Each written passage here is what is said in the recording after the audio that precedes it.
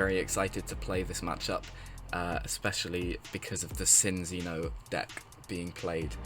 It was a very good game. It was a very good match overall. And for those who were watching the last games, because I've been uploading these games separately, because as you can see by the video length, the entire match was 2 hours long, so I didn't want to commentate over it all at once. But for the future games that I do of this tournament, because it's a best of 3 format, I'm going to be attempting to just cover an entire match in one video for the future. If you guys let me know what you would prefer, whether you'd prefer like separate games uploaded as separate videos, or if you'd prefer just the entire best of 3 match covered in one video. If you let me know which ones you'd prefer in the comments down below, that would be really helpful. But I'm going to try and do a bit of a variation depending on the length of the matches. But I've recently played in 2 of the other matches for the tournament, and I'm probably going to be able to upload them in one go. But with all of that done, let's get straight into the gameplay. So as I've already mentioned, for those who were watching the other games, you'll know that this is the 3rd game, so we've both won one, and the last game that we played, my opponent won the game, so that means that this game I'm going to have the option to go first. I believe in this tournament, if you lose one of the games, you actually get the choice between going first and second. But I ended up choosing to go first anyway, because generally choosing to go first is more advantageous for most decks.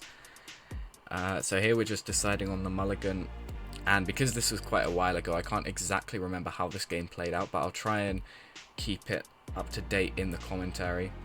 But again, like in the other videos I said before, I want to apologize for the smaller scenes that I've got going on, because I straight up recorded this in Discord, just played the games out and recorded it without any sort of editing or any sort of going through and trying to make it better quality. So because there's somebody else in the Discord channel, it makes the actual gameplay a lot smaller to view, which is really annoying.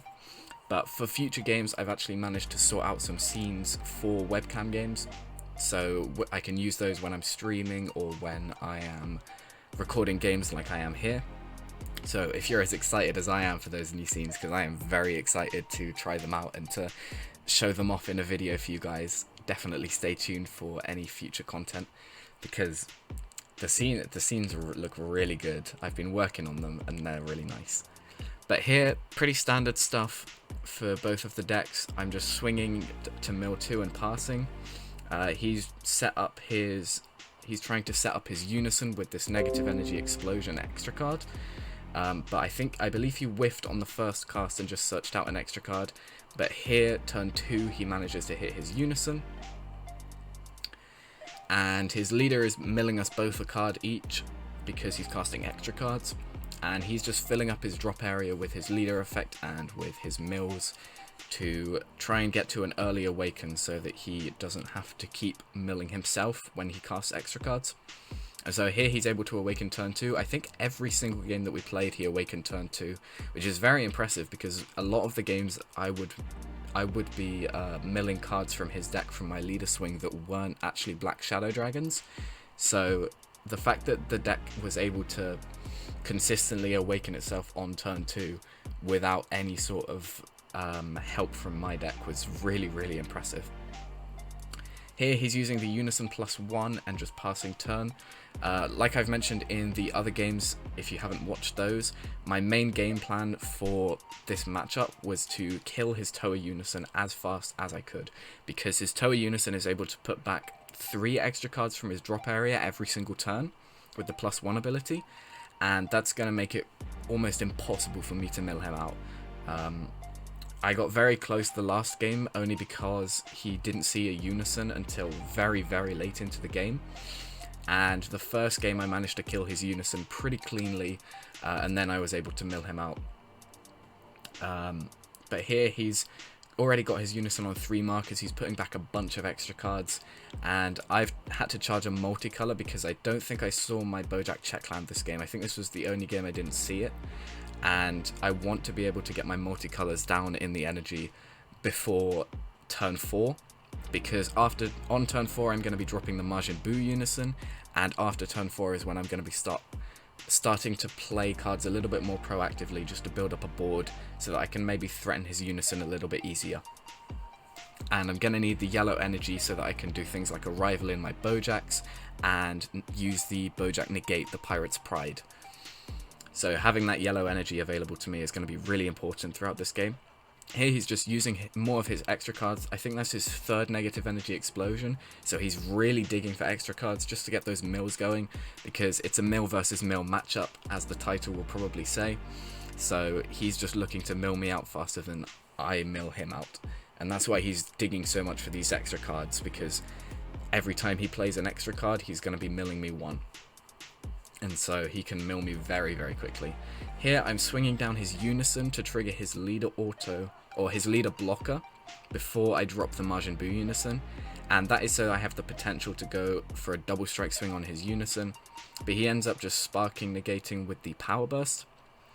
It's still pretty good for me because I got him every time his leader blocks, his Unison gains a marker, which is kind of frustrating, but it also causes him to mill a card from his deck. So I can kind of use that as a cheeky way to advance my mills in a little bit of an interesting method, because although his Unison will be gaining markers, I'll be milling him more cards, so it will kind of work out. But here he's able to power burst my Unison swing, and so I just pass turn. There's nothing more I can do. And he's going to be tapping one for the Naturon Shenron, grabbing back his negative energy explosion so that he can dig for more extra cards. And here I'm thinking his Unison's going to be on about 5 markers this turn because of his +1 ability. So his Unison is going to be almost unkillable this game. I'm going to have to really try hard to kill his Unison like next turn or the turn after, otherwise those markers are going to get so out of control. And it's going to become really, really tricky for me to kill his Unison. Especially now that he's got his Oceanus blocker on board. He's probably got another one in hand which I'll have to counterplay. And he'll have his leader blocker available to him as well. Here he's swinging down my Unison, and I believe he's super comboed into it. I think he swung at my Unison there. He might have swung at my leader, I can't tell. But so he's super comboed up to 20k. And here he's swinging with his, I think he swung with his leader and his Unison, then super comboed, and now he's considering swinging with the Oceanus, which is very, very interesting. But instead he chooses to tap 1 for the haze, and this is a really critical point for me because it means that he's not going to have his 2 energy open on my turn for another Oceanus negate, so I'm actually going to have free reign when it comes to swinging down his Unison. Here he's opting to combo up to 20k on the Oceanus swing to take my Unison down, I believe, to 1 marker here. And that is going to be absolutely fine by me because it means that his Unison is really, really unprotected during the next turn because he doesn't have the energy for an Oceanus negate, but he's also just lost a blocker because he swung with the Oceanus on his board. So he's actually only going to have his leader blocker and potentially an extra card or 2 when he blocks with his leader to defend his Unison with, which is really, really good for me. And he's used his Unison +1 to put some cards back. First thing I want to do is swing with leader. Always when you're playing Janemba, you want to be swinging with leader first because you want to guarantee that mill. And he opts to block with his leader here so that he gets the guaranteed Unison marker on his Unison. I think that was a slight misplay from him. I think that he should have saved that for the double strike swing from my Unison, because it would have meant he could have taken 2 life, and he's on 6 life here, so he's not too worried about taking life, but it would have been 2 more cards that he could have had in his hand, and it would have protected his Unison more because it would have meant that my 20k double strike isn't connecting to his Unison. But he opted to instead just sparking power burst my Unison attack, which makes sense, I guess, but it puts him to 5 life instead of 4. And if I were him, I would have probably just blocked the Unison attack and taken the 2 cards to my hand rather than just the 1. But his Unison is on 6 markers, so right now I'm thinking I probably cannot get through that.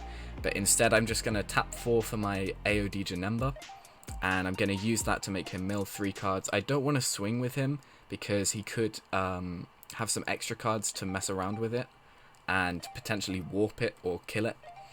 I maybe could have swung into the Unison because obviously you can't use activate battle skills if you're doing battle with a Unison.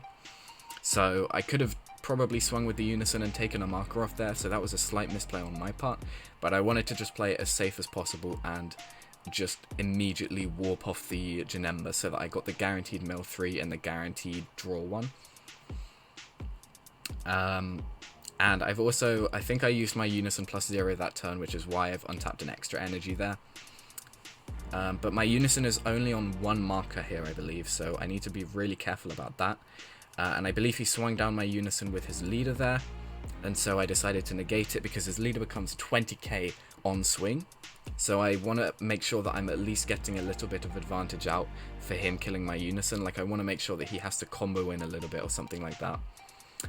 So I negate with the Bojack Pirate's Pride, and that's going to force him to mill a card. And here he's Spirit Boosting into the Ultimate Dragon Tackle, and I opt to let him warp my Pirate's Pride and draw a card. And he also triggers his Sin Shenron Power of Darkness in his hand to free play it, which forces me to mill another card, and he gets to check the top card. But then he opts not to take it. And there, as I believe someone pointed out in the first game, my opponent was shuffling in the cards when he opted not to take them rather than just putting them to the bottom of the deck. So thank you very much for pointing that out. I think we both missed that during the match, but I'm sure it didn't really impact the match that much. Like, once we reached the point where he wasn't taking cards, he just wasn't taking any of them, so it didn't really matter what was shown off the top. But here he's just using his Unison +1 to put some cards back. I think he swung with his Sin Shenron, and I just used Dimension Magic to get some energy back. And then he swings with his Unison, and I trigger the Pirate's Pride in my hand again. I've got a second one, and that's going to force him to mill another card, which is really nice for me. And as you can see already, our decks are looking pretty thin, but I'm charging to 6 energy here, so I can potentially play quite a few cards. But the fact that he's on 5 life here with, I think, 3 energy open and 6 Unison markers is going to make it really hard for me to do anything here. Because to mill him out, I'm going to have to kill through his Unison, and to kill him directly, I'm going to have to get through 5 life with a whole handful of extra cards that can warp my cards, send my cards to the drop, and get rid of markers on my Unison. So he's going to have a lot of options if I go for any of his cards through attacks.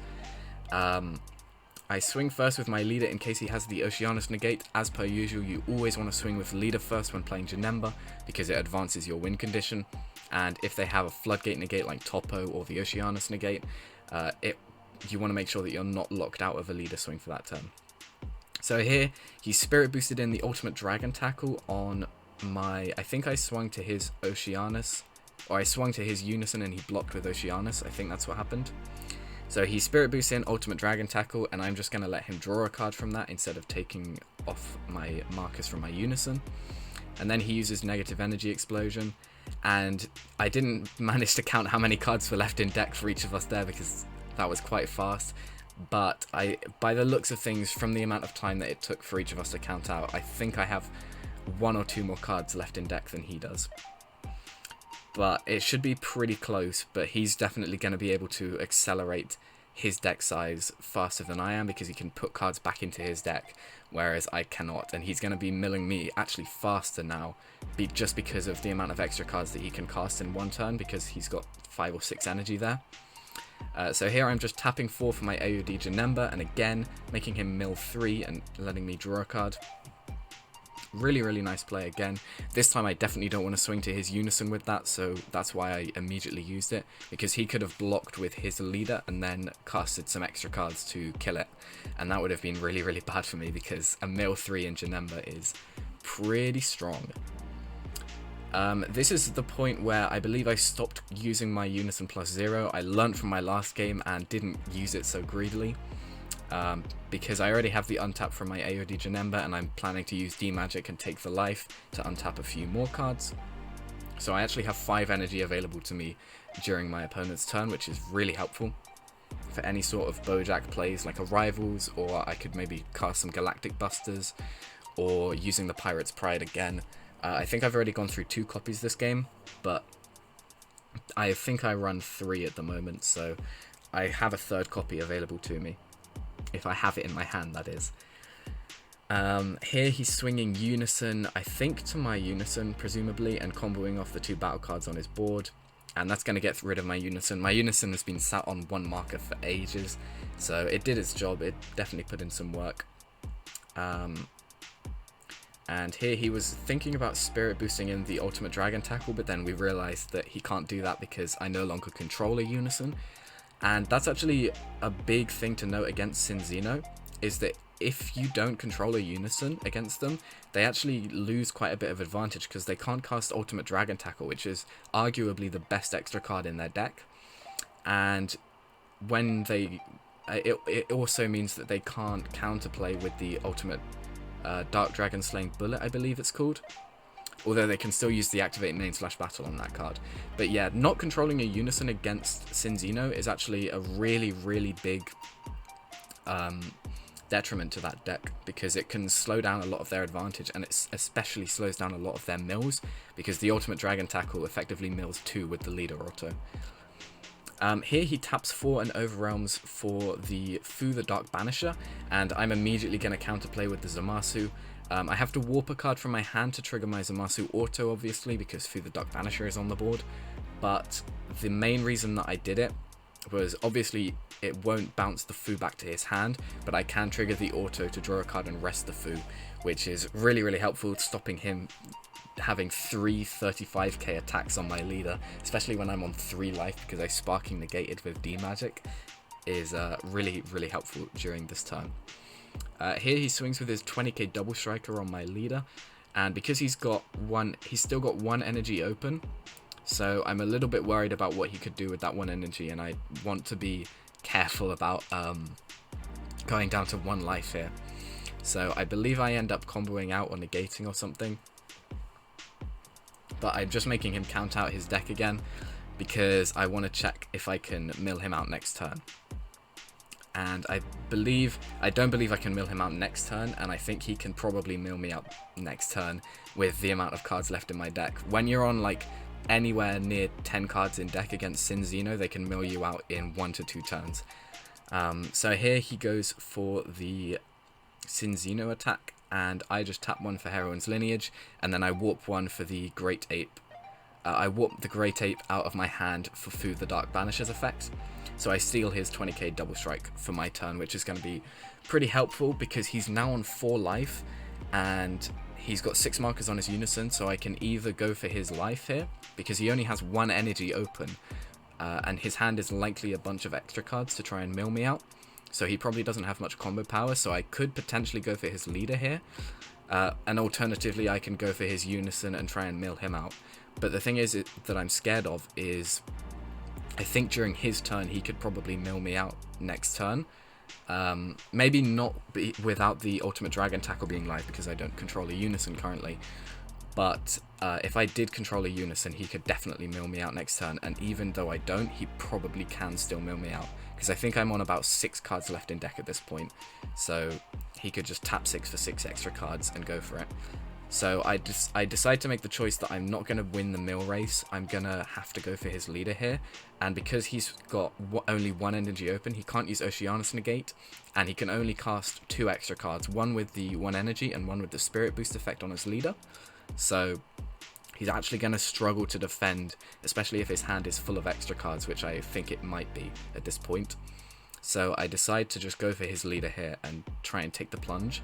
I end up tapping 1 to combo with a Bojack from my hand, and tapping 1 to combo with a Zamasu the Eliminator, and then arriving in the Bojack and awakening for a total of 30k, which he ends up taking. The reason I comboed off the Zamasu from my hand was just because I had a second copy in hand anyway, so I didn't need to combo off the one from my board yet, and the one from my board could potentially be used as a final attacker if I needed it. So that's the reason I comboed from hand instead, was because I already have 2 copies in hand and 1 copy on board, so comboing 1 from hand isn't going to do much. Here he triggers the Ultimate Whirlwind Spin.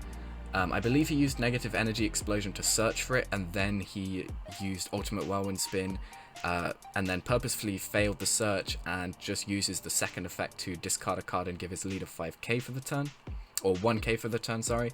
But it effectively acts as a pseudo Senzu Bean, which is really helpful for that deck. And then he combos the Dark Power Black Marseillan, which combos him out of my first Bojack attack. And here you can see my hand is pretty big, so I actually could potentially do quite a lot, especially if I have Senzu Beans in hand. Because as with any sort of blue deck, if you have cards like Senzu Bean in your hand, you're actually able to do quite a lot aggressively, and you can definitely turn control decks into into really explosive decks as soon as you draw those beans. So here I drop Galactic Buster in combo with a Bojack from my energy. This is the reason, something that's really important for any sort of deck running the Bojack package, but specifically for Janemba, just because it runs multicolor cards as well, is considering what energy you're actually going to be tapping. And so when I brought in the first Bojack, I specifically made sure to tap down the second Bojack so that I would get the most out of my energy this turn. And here you can see the beans start coming. I think I dropped down 3 beans here. That's definitely 3 gone. I end up dropping 4 beans down, never mind. So this is what I was talking about. The aggression you can put on with bean in this deck is actually really surprising for a mill deck. So I dropped down 4 beans on this Bojack, and that takes him to 40k base power, and obviously because he's dual attack, he's going to be able to attack twice 40k. So that's really strong. And I've put him to 2 life, which is exactly where I want him to be, because I want to cleanly kill him with a double strike. He's already used his spirit boost, he's already used all his energy, so if I can drop some double strikes on the board and just combo up with a bunch of combo power, I'm going to be in a really good spot. So I then choose to tap 4 for my Majin Buu Unison. I end up triggering the +0 here just to get another card, because I know that if I don't win this turn, I'm going to get milled out. So I have to just gain some cards in my hand and go for the kill swing. And so here I tap 2 to combo with 2 of my Zamasus, and then super combo and combo with a Checkland Bojack. Because I have energy exhaust, or because I have a Bojack Brigade out, its combo cost gets reduced, and that's actually enough to kill him. I think I had some more combo power in my hand, I'm not sure, but if I did, I was saving it for the double strike Sin Xeno attack that I had, because I hero and lineaged his Sin Xeno double striker during the last turn. So that's actually it. That wraps it up for the first best of 3 match of the Rising Phoenix Odyssey YouTuber tournament. Thank you guys very much for watching, as always. I really appreciate it. And like I said earlier, let me know down in the comments below if you want to see my future rounds, which are all going to be best of 3 matches. If you want to see them as separate games, and I commentate it game by game, or if you just want to see me commentate the entire best of 3 match, just let me know which ones you'd prefer, and I'm probably going to try and do a variety of different things for the next matches coming up. But definitely stay tuned for them if you want to see some more of my different decks, maybe some more of my innovative decks that I've been cooking up over the last couple of weeks for this tournament. Then definitely stay tuned for that. I'm going to be having gameplays and deck profiles of hopefully a bunch of new decks that you guys actually haven't seen before on this channel. I know during the game, or during the round after this one, I played my Sin Xeno deck, but because I had to play some mill decks for the channel, of course. But after I've been done with my milling spree, I'm going to be hopefully building some new decks for you guys, and then I'm going to be able to showcase them off for you during this tournament. So stay tuned if you're interested in any of that. If you want to see the Sin Xeno gameplay, which I'll have up hopefully later this week, of me playing